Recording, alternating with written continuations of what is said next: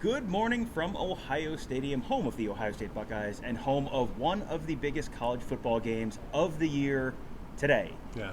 Ohio State, Penn State, two unbeaten teams battling for the top of the Big Ten East, the potential chance to play for a Big Ten championship, the potential chance to be in the college football playoff, the potential chance to win a national championship. Both of these teams probably legitimate national championship contenders. I think we're going to find out a lot more after today's game. Tony Gerdeman will know a lot more after today's game than we do right now. But we do know a few things, and we know that there is some bad news for Ohio State on the injury front. Denzel Burke out for the game, starting cornerback Denzel Burke. That was something we had sort of thought, we had sort of hinted at during the course of the week. TreVeyon Henderson also out for the game today. That's a little bit more surprising. And then the last piece of news, Emeka Egbuka, wide receiver, also he's a game-time decision. So which of those is potentially to you the most impactful for Ohio State today? That's a question I've been asking myself throughout all of this, because it doesn't feel like any of these are devastating because of how they can replace them. But I still go back to Emeka Egbuka on the final drive against Notre Dame, and I think that's a guy that they could miss. And even if he's playing, I don't know that he's going to be 100%. But is that dismissing the absence of Denzel Burke against a quarterback with a strong arm? Like, the good news is they have Jordan Hancock and Davison Igbenogson, but still that puts some strain on what they would prefer to do throughout their defense. But I would say Emeka Egbuka would be the larger absence slightly. Slightly, yeah. But I will listen to an argument for Denzel Burke as well, because he might be their best defensive player this year. I think there's a real argument that he could be. And, as we were sort of going through and making our game picks this week, I know I was thinking if Denzel Burke is there, boy, that really lowers the ceiling for what I think Penn State could be offensively today. Now, without Burke, that raises some potential issues for Ohio State. I think my expectation is, obviously you get Davison Igbenogson playing one corner spot. I think my expectation would be they move Jordan Hancock from the slot, the nickel, the slot safety, whatever you want to call it, move him from the slot to be the other outside corner. That was something he was asked about this week. He said, he's done it plenty of times before. This is not like a crisis, new thing he's got to figure out. So, that's not a tremendous issue necessarily. And then the question is, if they do that, is that just Sonny Styles in the slot then kind of full-time? And if he is that something that Penn State goes three wide and tries to attack? Well, I think you have to attack what you can. There is no KJ Hamler on this team, so in terms of the slot receiver, we remember him going for 93 yards or whatever against Sean Wade in 2020, 20-something, in the past 20 years. 18. Yes. And so there's nobody like that, but still, if you find a mismatch, you're going to attack it. What I'm expecting to have happen is Sonny Styles is your full-time nickel, but on third and long, Hancock moves inside, and they bring in Jermaine Matthews, true freshman cornerback who played quite a bit last week against Purdue, which then, Tom, creates another issue. It seems like at any point in this secondary, Penn State may be thinking, we have somebody that we can target, whether it's Sonny Styles on early downs or Jordan Hancock or Jermaine Matthews on late downs. So there's some things to watch there. I will say Sonny Styles has been really, really good in coverage, and he's given up some catches, but his hands have been right there. Like, he's been fighting for the football when he's given up those catches. And one other name that we have not mentioned yet, but I think that does merit discussion here, is J.R. Brown, because he has been out the last few weeks. He's back. He's off that availability report this week, so he should theoretically be good to go for Ohio State. He hasn't played in a few weeks.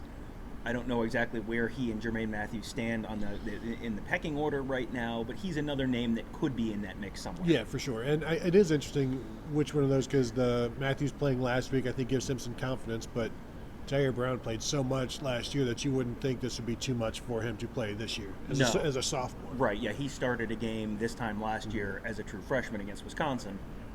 Definitely another name that's potentially in that mix. We have seen, obviously losing Denzel Burke, not ideal, but after living through last year and just the absolute mash unit that was the cornerback unit last year, one guy being banged up, even if it is your best guy, there's enough depth there that it feels like they probably can get through this. Yeah, they're much better in a much better position to handle it this year. That's why throughout this whole thing, it doesn't feel like these are devastating losses. And you're talking about, as we're sitting in the Thorpe Trophy seat holders behind us here, he's a Thorpe Award candidate, will be probably a semifinalist and beyond.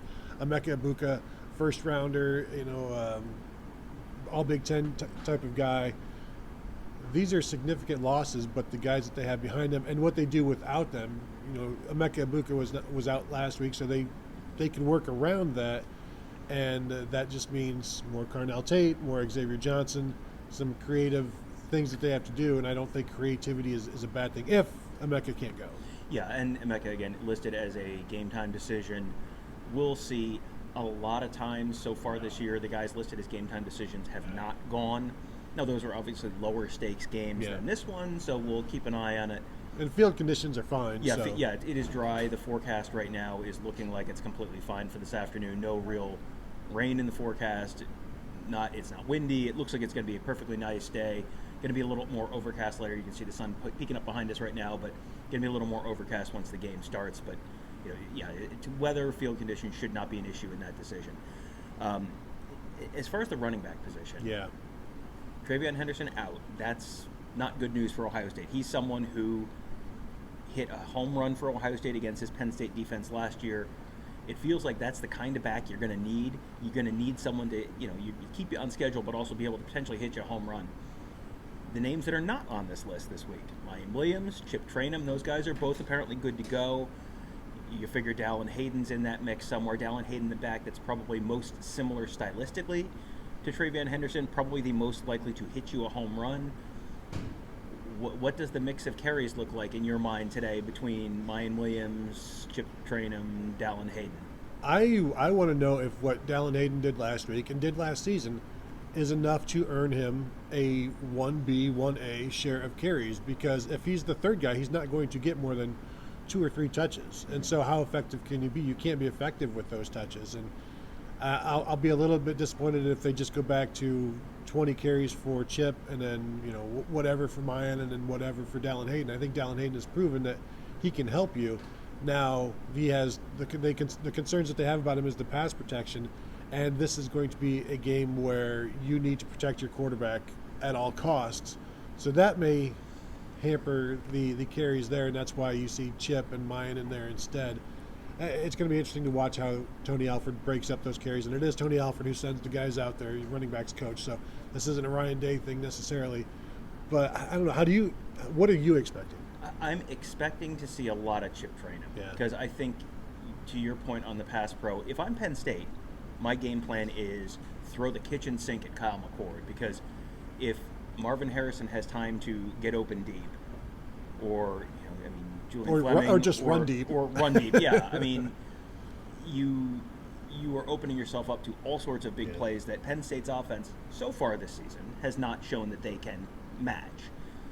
Penn State, I don't think, can afford to give up big plays to Ohio State, and I think the way you prevent that is, at least through the air, is you're probably trying to bring lots of pressure.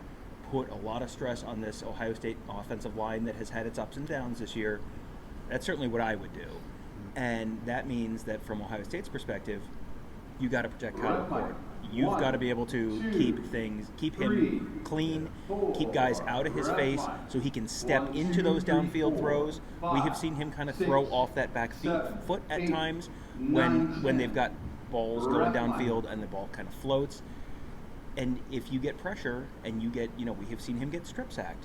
We have seen him get pressure and throw the ball away, and there have been a lot of intentional grounding calls this year. I mean, all of that kind of stuff can get you off schedule, kill drives.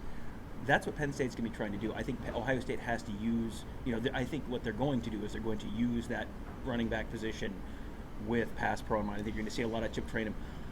If it's me, you got to get Dallin Hayden 8-10 carries. I mean, you have to. You have to. He is the guy who feels like he's going to be your most likely home run hitter.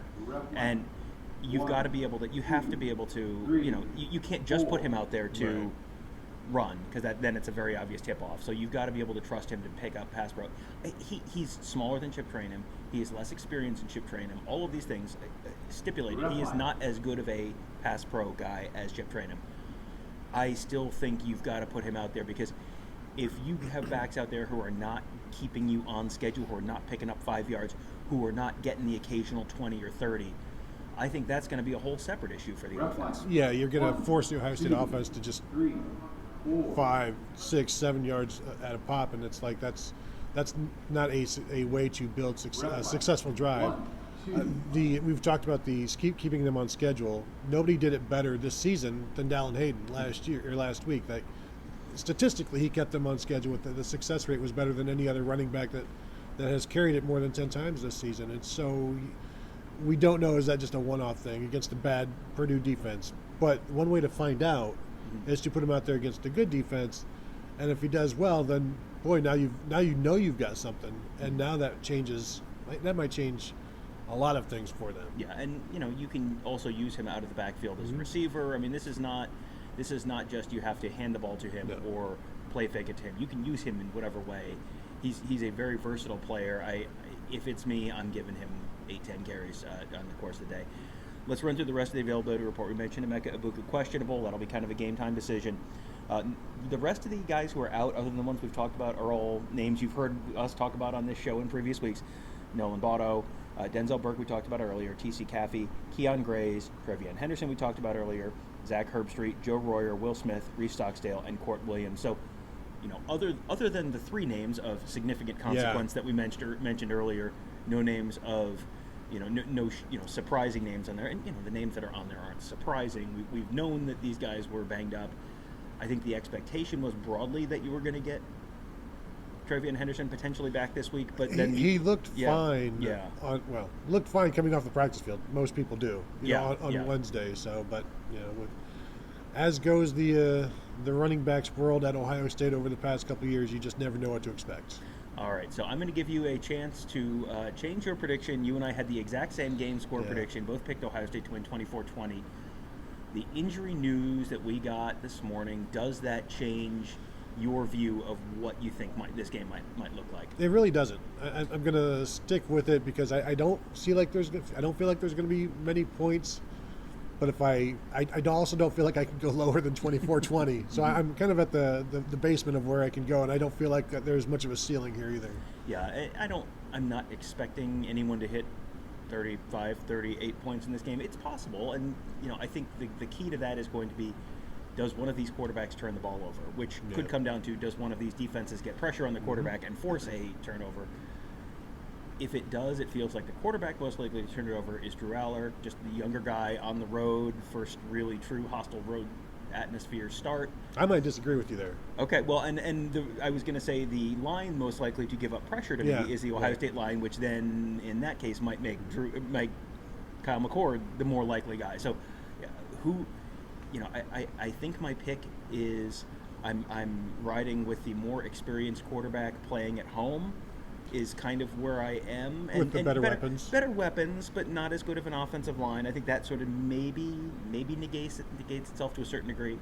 If Penn State had hit more big plays over the course of the first few weeks of the season, I'd probably feel a little bit differently about that. But it just, this is a little bit, Penn State, when it was the Notre Dame game, I picked Ohio State to win by 1 point because it was just kind of like, well, I kind of have to see Notre Dame do this against a team of this caliber before I really buy it.